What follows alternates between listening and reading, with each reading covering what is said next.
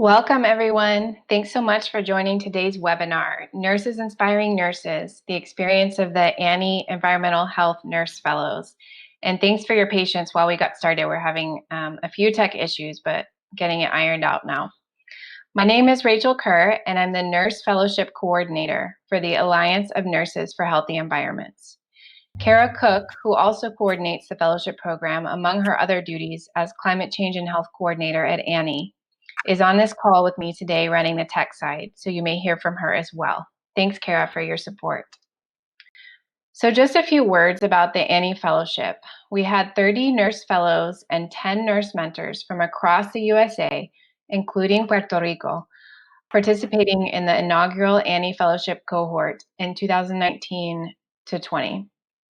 The fellows learned about environmental health, justice, and equity, partnered with community-based organizations to conduct projects addressing community-identified environmental health needs, and educated their fellow health professionals about environmental health and justice. The inaugural fellowship was a resounding success and promoted health in communities across the USA, even in the face of the unusual challenges of the past, 6 months or so. Today, we will hear from 3 of our nurse fellows about their fellowship work and experience. So before we get started, I have just a few housekeeping items. We recommend using the Google Chrome browser for the best experience during the webinar, as well as closing other open applications on your computer or phone and using a headset. This webinar is being recorded, and the recording will be sent out to those who registered for the webinar, and we will also send out the presenter slides. ANHE is offering 1 hour of nursing continuing education for viewing this webinar. In the follow-up email, you will receive a link to complete an evaluation and post-test after viewing the webinar.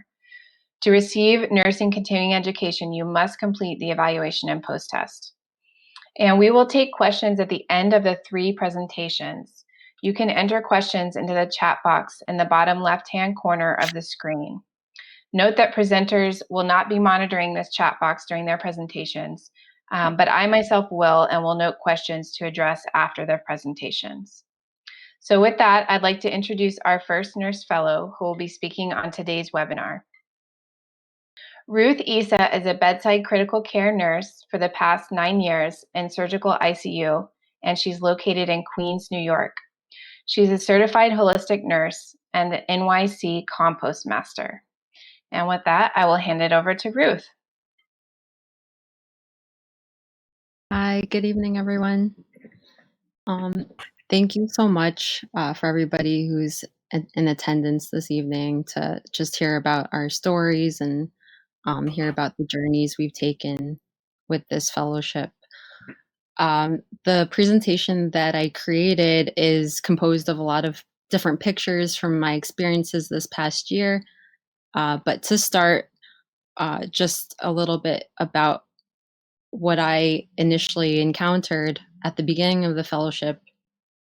It was basically my interest in environmental nursing really came about, with my background as a surgical ICU nurse.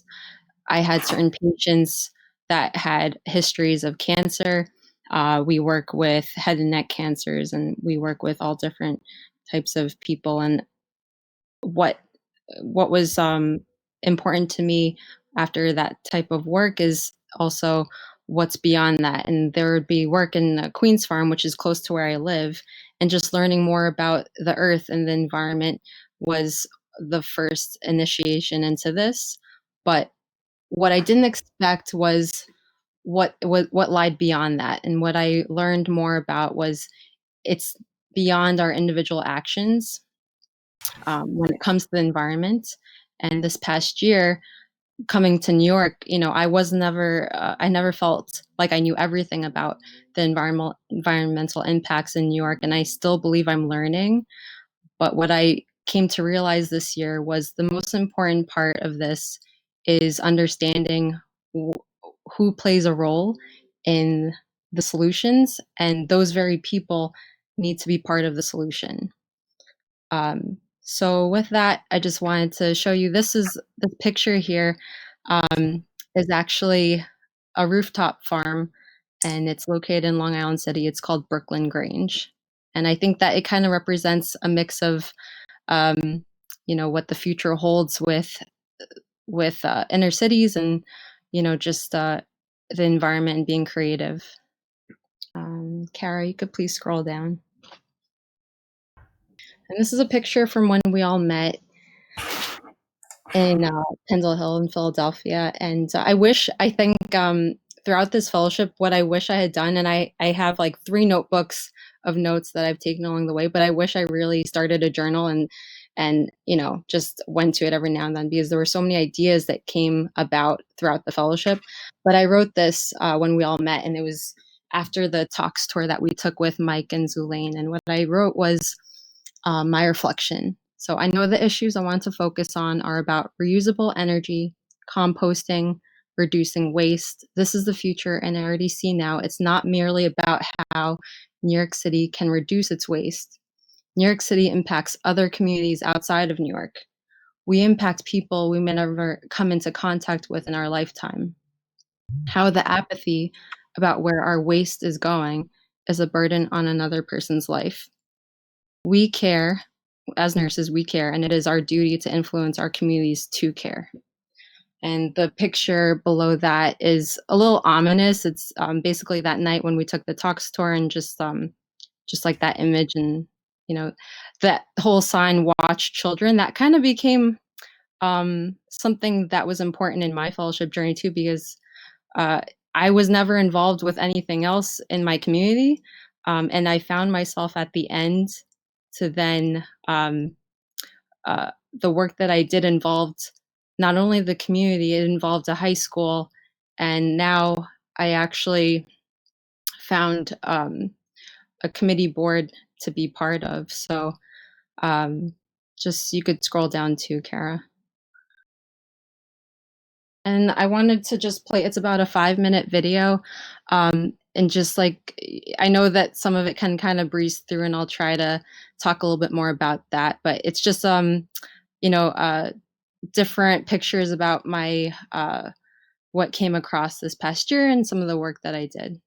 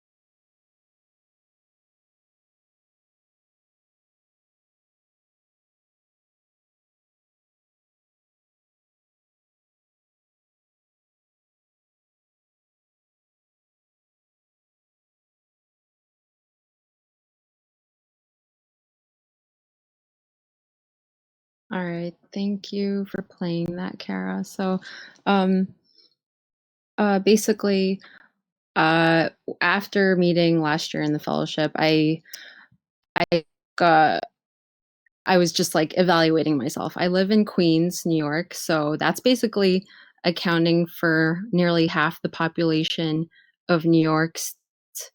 As of 2019, it was about 19, million, and in the five boroughs, New York City is 8 million. Queens alone, it accounts for a little more than 2 million in its population. And along with that, it's like, it's called like the world's borough because of how diverse the population is. And it's a big immigrant population of about 47% of the borough. Along with that, as you can imagine, a lot of people within the borough, lack health insurance. They could, be workers. So there, with that comes, you know, um, issues when it relates to health. You could scroll down, Kara. Um, Another image of just the boroughs. So you have Manhattan, Queens, Brooklyn, Staten Island. And I'm just reading through this. So, as a resident of Queens, I felt out of touch with the other boroughs about environmental impacts. I was unaware of potential environmental issues in Queens, and I didn't think any existed. And just looking at this picture of Queens, we're basically we have LaGuardia Airport at the top and JFK Airport, and even though I've been living in Queens my whole life, I was not aware of any potential health impacts related to the airports. And through this fellowship and getting into contacts with environmental committees in New York and just learning more about the organizations that do exist, I'm learning that there does exist a petition, to have our air quality tested. And there are environmental impacts that can be as a result of the airplanes being so close to residents. And you could scroll down. Um, so yeah, just to reiterate, like over 2019 to February, I attended environmental events because to me, I wanted to learn more about what was going on in New York. And you could keep scrolling. Staten Island actually houses one of the composting facilities. And just, I guess I'll talk a little bit about composting itself because that's what was very passionate to me. So basically, um, food waste can be recycled, and the whole idea of that is it helps to relieve the burden of bringing food waste and increasing waste to the landfill. So food scraps, they're relatively high in nitrogen, and it is an essential element for plant growth because it helps build proteins. So food waste itself is considered the nitrogen source. Um, and when you mix food scraps with materials high in carbon, such as wood chips, leaves, sawdust, even newspapers, what you get is a material, that's healthy. It brings nutrients to the soil. It adds biodiversity. And basically, in these sanitation facilities, Department of Sanitation, you can you can recycle all types of food waste just because of the level that they use. And what it does is it basically creates an aerobic environment, sorry, to create the compost. And what you need is that breakdown with bacteria. And because of the thermophilic temperatures, it helps to reduce any other diseases. So what's interesting to note about Staten Island is actually they were um, a place of a previous landfill called Fresh Kills, and that's no longer there, but that was an environmental issue back in the day. So now, touring the facility, it was great to see. But one thing also is that the people that live in Staten Island don't even have access to curbside composting. So these are called brown bins, and basically, it's available to residents, and you can bring your food waste, and they have pickup. So that's the service that the city does, which is currently suspended because of emergency COVID relief. And you could keep scrolling, Kara. Thank you. So this is just pictures from that day. There were a lot of people from all over, from Long Island, from the boroughs who were interested in composting, who attended. And so what I list out with now the rest of the boroughs are organizations that I attended different events at. So for Brooklyn, there was BK Rot, which is another compost site, Uprose, Mayday Space, and North Brooklyn Neighbors. So Uprose was pretty interesting because that organization runs climate change workshops.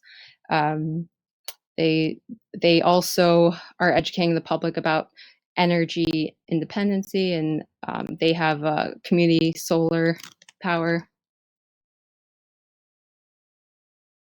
And what I found was just that these organizations even existed in these boroughs. Okay, you could keep scrolling down, Uprose, and then the Bronx, where they had more composting events. And you could keep scrolling there. And you could stop right here. So basically at that event, like the Church of the Mediator, learning more about people who came into the community, they have information available about composting, but they also have market days, and the church itself, they sell their own produce, their sustainability, but the fact that they discuss these issues was pretty great. So you could keep scrolling down.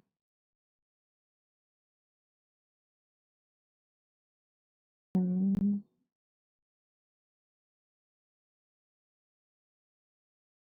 New York City, there was the We Act in North Manhattan. What they talked about was climate action plans, which was great, and they talk about gentrification in the boroughs. And you could keep scrolling.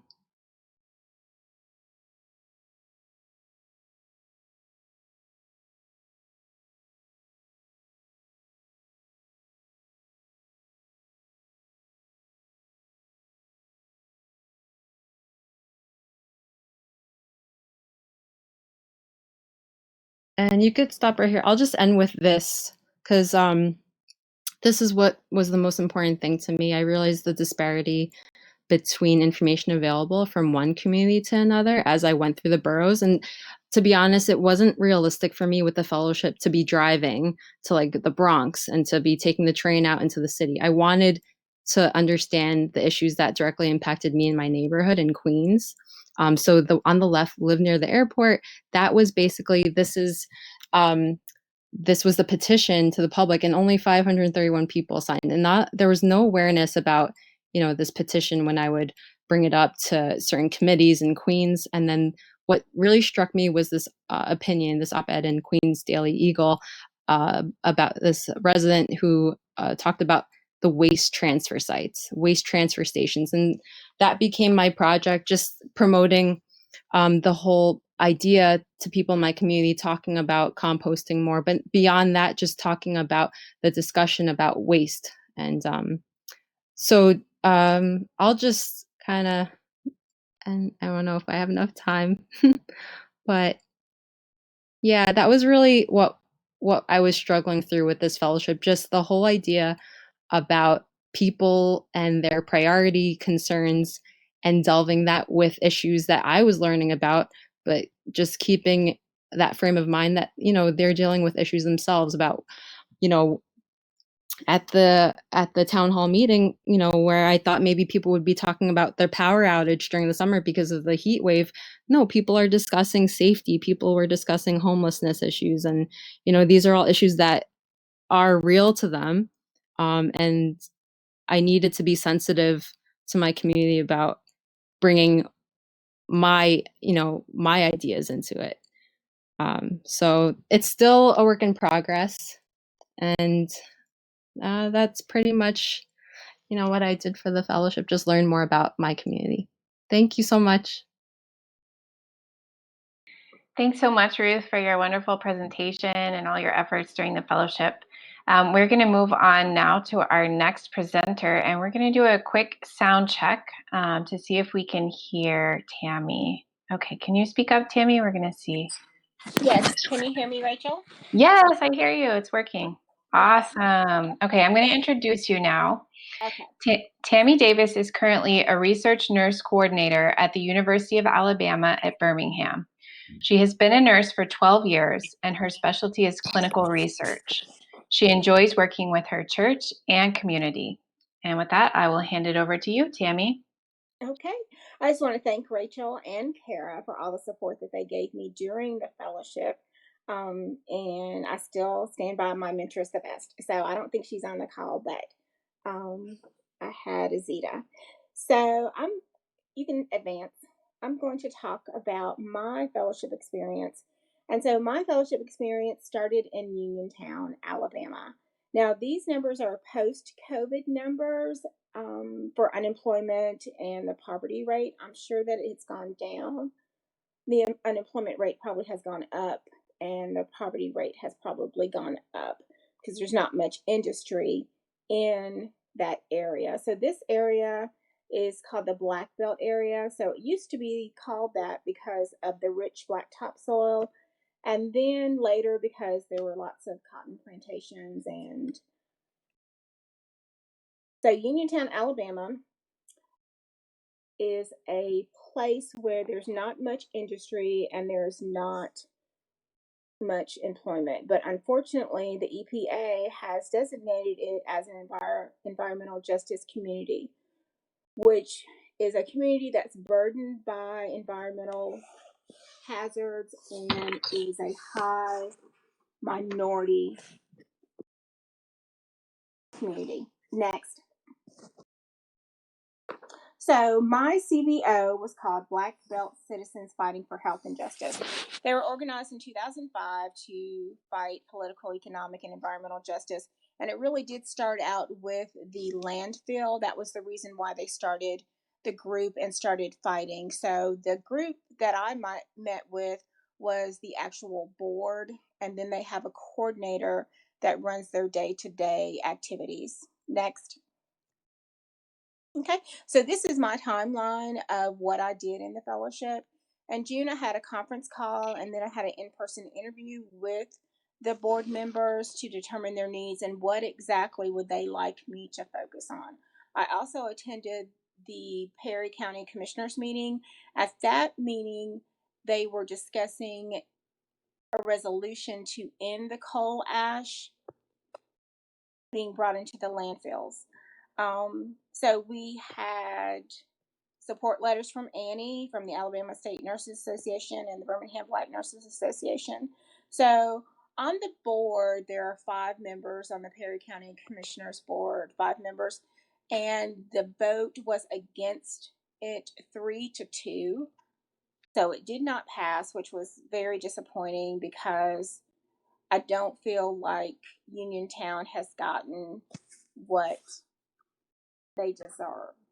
And so the reason why the landfill even became there was in 2007, Perry County Commissioners approved the permit to open the facility. Then in 2008, there was a huge toxic spill into the Emory River in Kingston, Tennessee. So they shipped all of that waste from Kingston, Tennessee to Uniontown, Alabama. And I'm sure that all of us we listened to all the presentations that we had at our fellows meetings. And I'm sure that this is a theme that you've heard of before, where big companies locate landfills and other environmental hazards or factories in towns that are poor and have a high minority community. So in 2010, the Alabama Department of Environmental Management, the EPA, everyone approved that this coal ash would come there. The citizens said that they did not know that that was going to happen. So in 2014, so July, we actually did the coal ash resolution. And then in October through December, we started the health fair planning. Their biggest concern was that they wanted a health fair, a health clinic. And even though that was not an environmental concern, I thought that that was the best way that I could help them. And then I did climate change education during the health fair. So I had many partners helping with the health fair, the Selma United Way of that area, and also the UAB Family Clinic in Selma.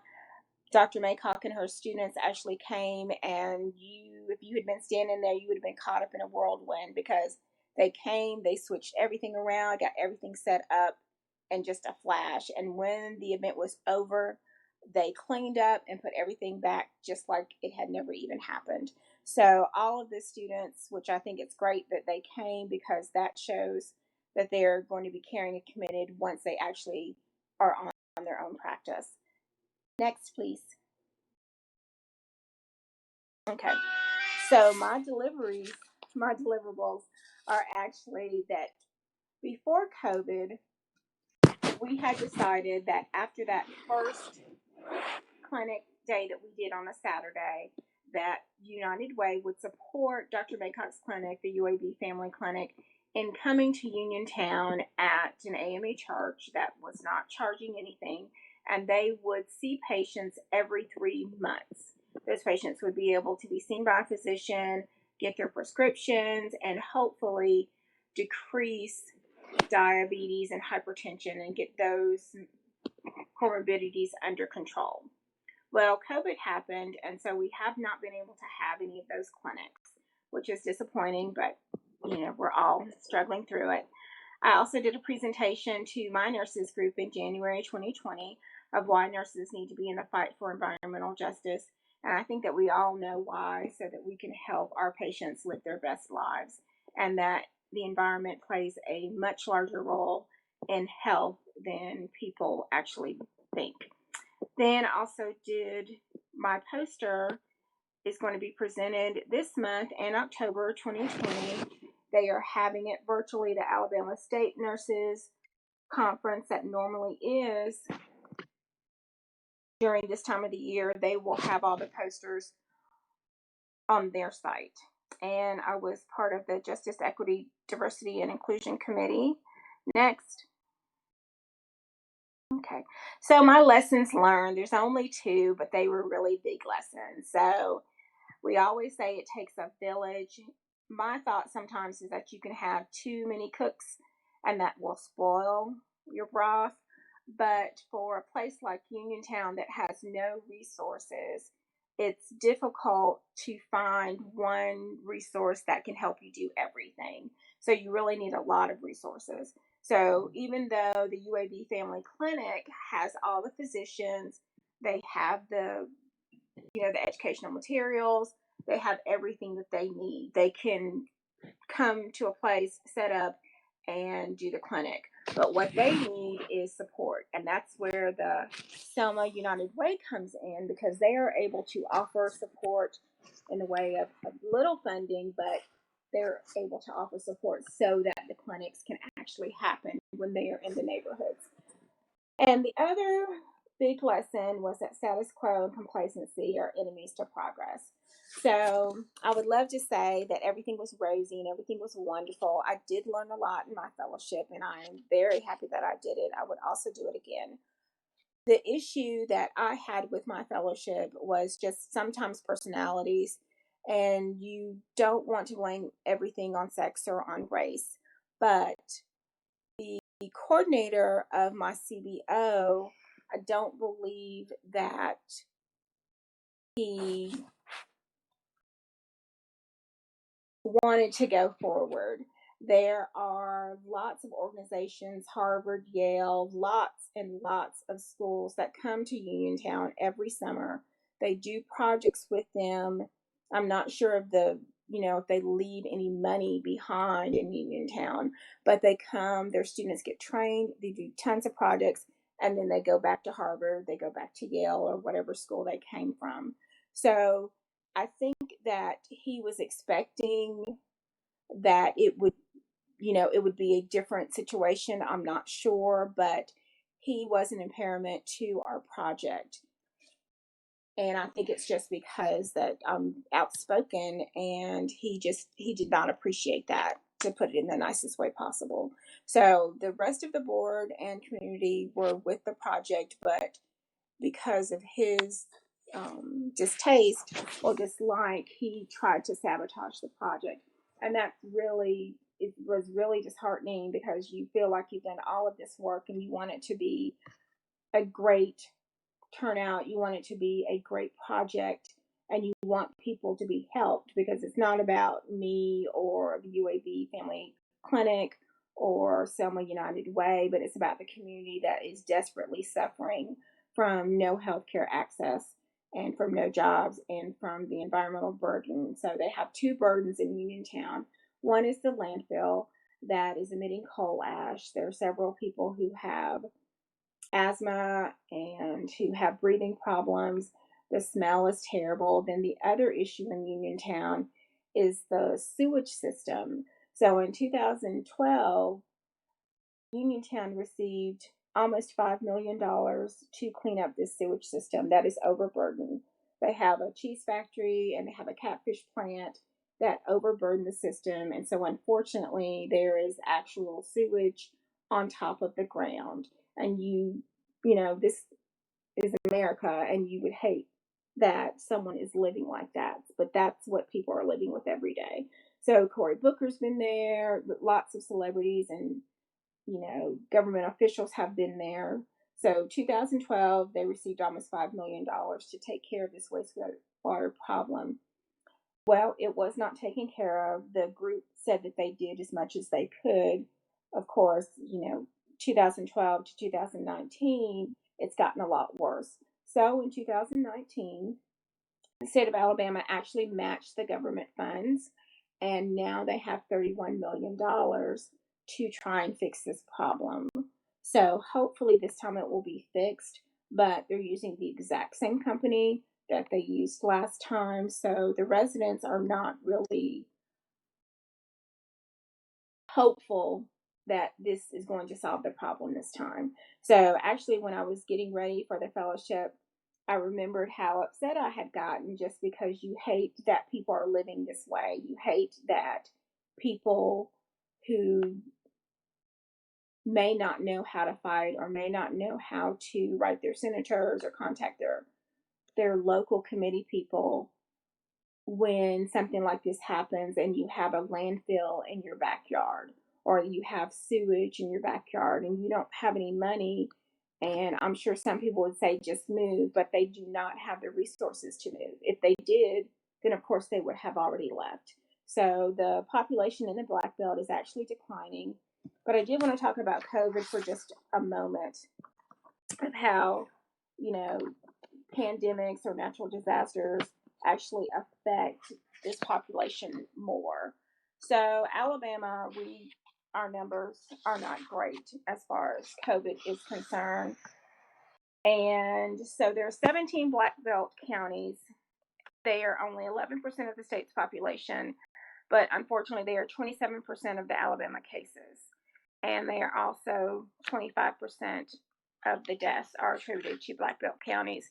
Now, Montgomery is the state's capital, and that's the largest Black Belt county. So 40% of the testing was done there, but as a whole, there's only 13% testing done in the Black Belt. 18% came back positive compared to 7% of the state positivity. So there, like Ruth just said, there are so many issues that people are dealing with that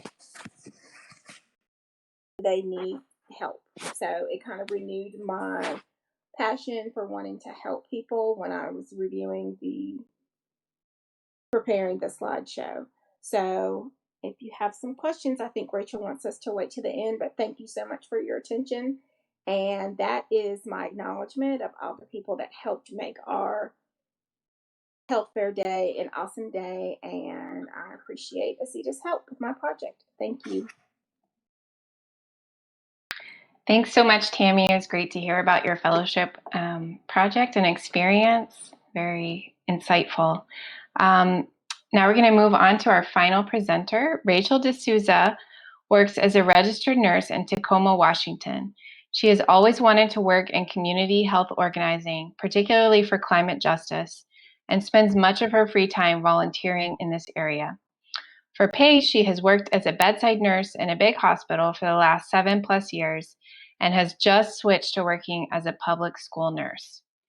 So with that, I will hand it over to you, Rachel. Okay, thanks. You can hear me okay? Yes, sounds great. Okay, great. Oops, sorry. I have to wait a sec. There we go. Thank you. I think I might just breeze through pretty quickly the nuts and bolts of my what I did for my fellowship, just because I wanted to get to the lessons learned and how it was affected by some of the disasters that we have been addressing. So this presentation is about a journey towards my project, because it is certainly ongoing, definitely not done. And I wanted to focus on a strategy that I always try to focus on, which is building relationships among diverse community members in an effort to further climate justice. In this case, we had an opportunity to review some oil refinery safety rules in our state of Washington. And so I was particularly focused on working with workers, unionized workers, and other community members, which had been organized as in environmental groups or other community groups. And I'll say that I identify in both of these groups as a member, a strong nursing union member, as well as a member of various environmental advocacy groups. Quickly, oh, sorry, I have to touch this. There we go. Okay. Just quickly, I wanted to explain the oil refinery. It uses crude oil. It makes products out of petroleum products that we use every day. It's a 24/7 thing that a lot of us don't think about. In our state of Washington, we have 5 oil refineries. There are 4 of them are north of where I live, and we have one in the town where I live, Tacoma, which is in the port of Tacoma, which is the traditional land of the Puyallup tribe. A significant part of that port is unceded land of the Puyallup tribe. And there are various Salish communities who are traditional inhabitants of the land where the other refineries are.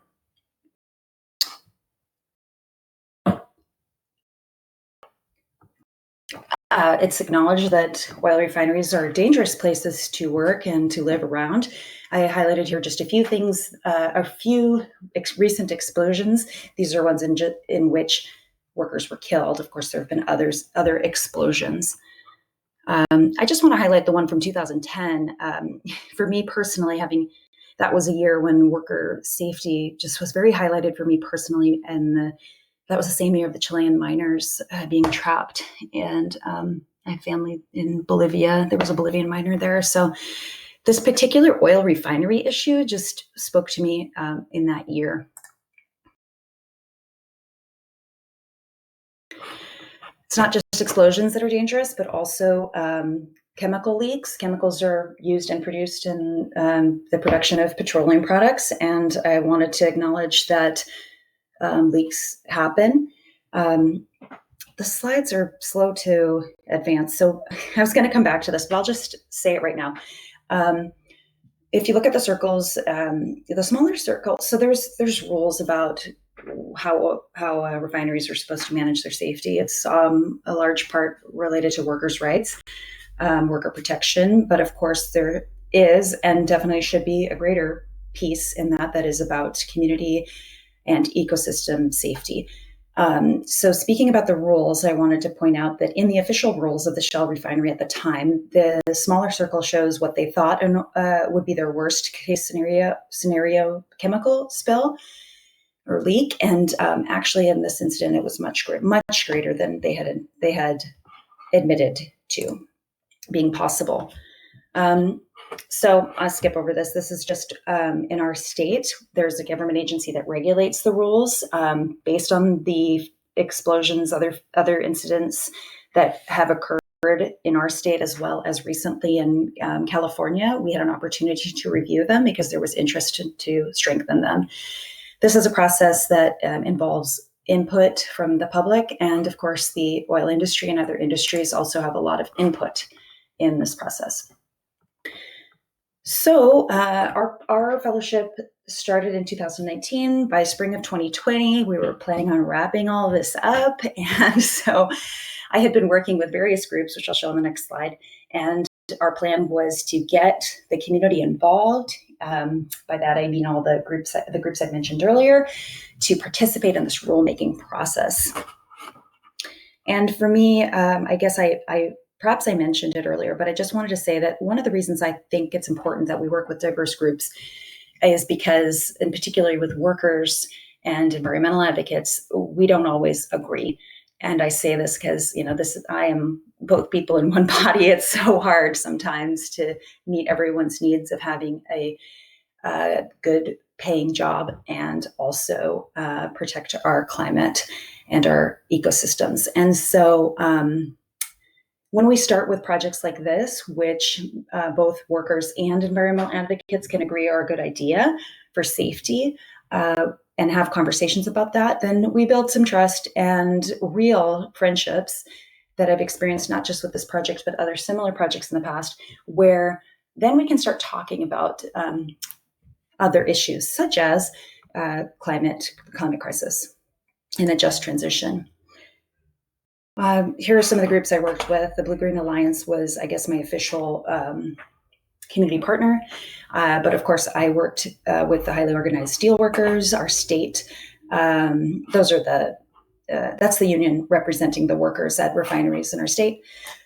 Our statewide labor council, and from an environmental or community side, I worked with South Sound Democratic Socialists of America, particularly the groups who are labor organizers and eco-socialists, and 350 Tacoma, as well as a few other environmental groups, to get people to participate in this new rulemaking process. I put the Rainier Olympic Nurses Association on there. That's our local professional organization for nurses, of which I was a part during this fellowship, and I worked with them to do some of the educational presentations that were a part of this fellowship.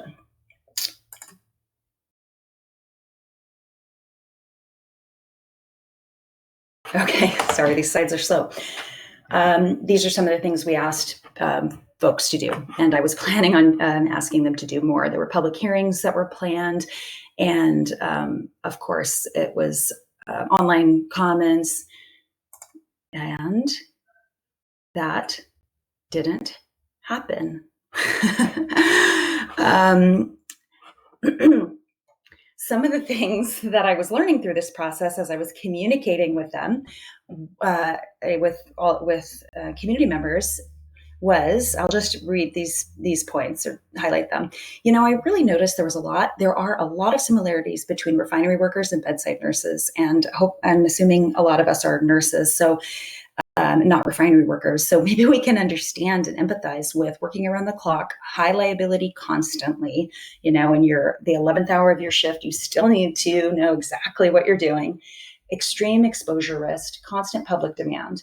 I also found really interestingly, as I had genuine conversations, that a lot of workers understood that climate change is a real issue, climate crisis is a real issue, but they didn't want to say it out loud or on record because they didn't want to lose their job. And then I also want to acknowledge, disappointingly, that while some environmental advocates are on board, particularly I highlight the eco-socialists, others were not and weren't as interested in working with quote unquote industry, just wanted to bring it down, bring fossil fuels down. Okay, so like I said, a lot of my plans didn't happen. And a lot of that had to do with COVID-19. So this is the part I kind of wanted to focus on, just to say, how did this affect my fellowship? Well, the entire project stopped. It is currently actually still stopped. Our state agency is not making this rule. And I don't know how long it's going to be stalled. Actually, just last week, we had a meeting to discuss what are we going to do. We've been working on this for a while with my community organization. Also, many of the workers and community members who I had engaged with weren't as interested anymore. COVID-19 became a major issue and still is, and they didn't feel as urgently about the climate crisis or this particular rulemaking issue. Finally, also, I want to acknowledge that I felt, and still do, pretty hopeless about pushing for climate justice. I want to recognize what a huge transition our society and our world has made when facing the real threat of COVID-19 in just this matter of few months. And in fact, we should, because it's the right thing to do. However, being told over and over again that the climate crisis is killing us, as well as our ecosystem that supports us, we are not willing to make the same drastic change. I'm not suggesting, all the consequences of the changes we've had to make regarding COVID-19 have been very difficult.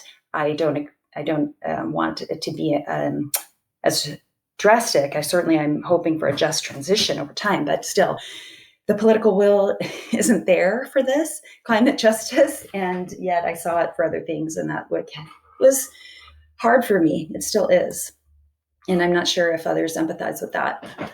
I also want to acknowledge how racial injustice and the heightened awareness about racial injustice has affected my fellowship.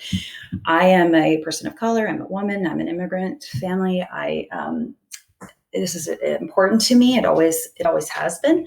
And so are a lot of the people that I work with in this project. Many people, as the murder of George Floyd had occurred and everything that has been happening since, again, became very emotionally and physically involved in this work. And I didn't want to push this issue of climate change in the same way that I had been in earlier in the fellowship. I felt it wouldn't be genuine to discuss it, or to not discuss it, but to keep competing for limited resources on this issue. And so it stalled, for lack of a better word.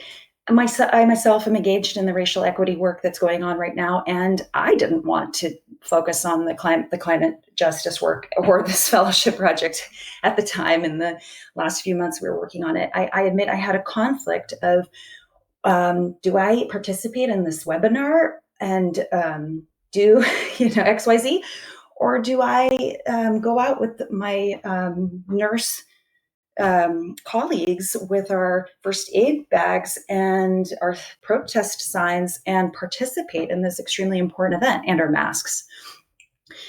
So I just wanted to acknowledge that this is an intersectional experience that I've had, both as a person, to remind me that as an organizer, I can't just focus on one thing at one time and expect to meet a deadline. It just doesn't work like that. You have to acknowledge all the issues that make us who we are. And then as a human being, you can't beat yourself up for switching gears and just working towards your journey little by little. So finally, I just want to say, what am I going to do moving forward?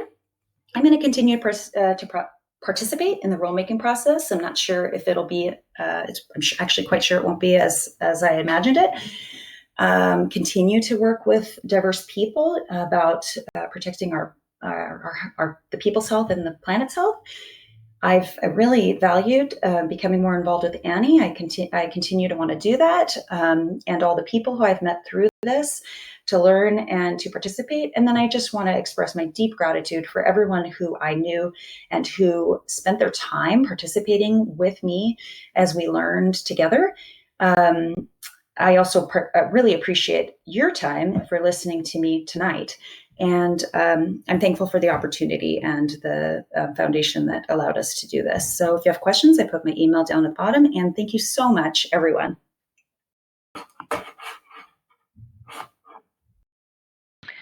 That was wonderful. Thank you so much, Rachel. So great to hear about your experience. And I appreciate your authenticity in sharing.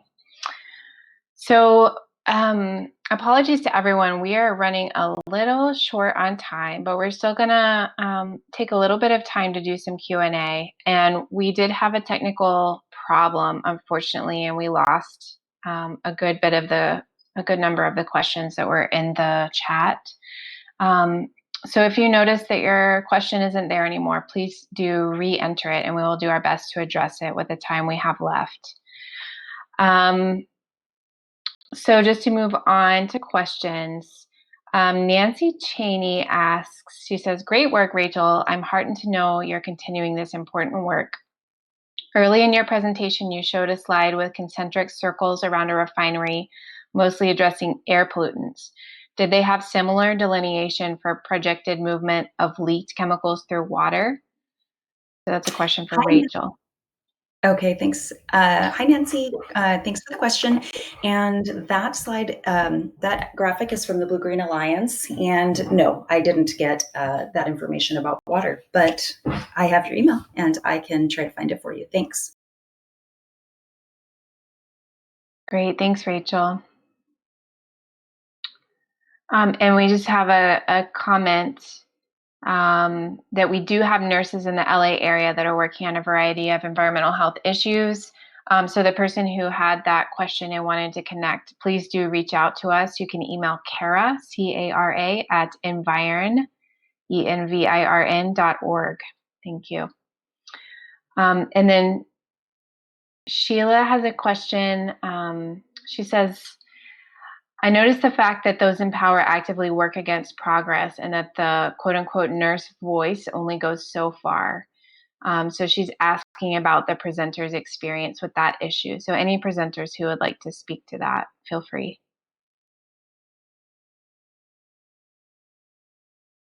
This is Tammy. In my case, I was just talking about the person who was the coordinator for that particular board. But you are correct. Our voices can only go so far, but that is why we have to engage with our state nurses associations, because I know that the president of our association told me that when she goes to Montgomery to see the governor, he or she is saying, well, how many people are you representing? And if we don't represent in numbers, then we don't have as large as a voice. So when the Alabama State Nurse Association or Louisiana or Georgia or whoever, when they go and they speak to our senators and our congressmen, and they can say, yes, I have 20,000 nurses behind me. 20,000 nurses are going to vote this way, or they're going to vote you out if you do not support XYZ plan. So I think that we have to continue to engage. I know that now a lot of Gen Xers do not see the purpose in joining professional organizations, but there is a purpose, and I just believe that we need to start pushing that with our fellow nurses, that the more that we join our organizations, the more power we can have when we are speaking to senators and Congress people.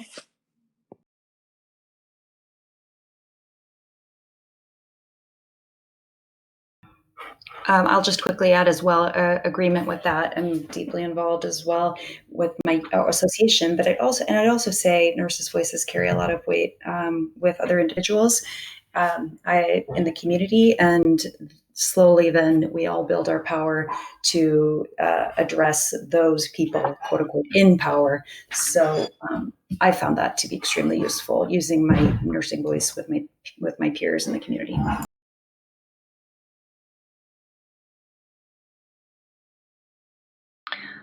Awesome. Thanks so much, Tammy and Rachel, for weighing in on that. We have a comment that came in, says, I'm impressed with the personal discoveries that presenters had. Another organization addressing environmental health here in California is Climate Health Now, which is a group of medical providers. And this is from a retired school nurse. So thanks so much for that comment.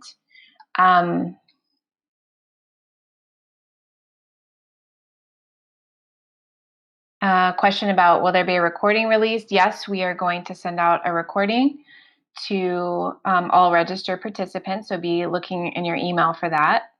And then Nancy Cheney has a question, it looks like for Ruth. Your presentation made me wish we had curbside composting.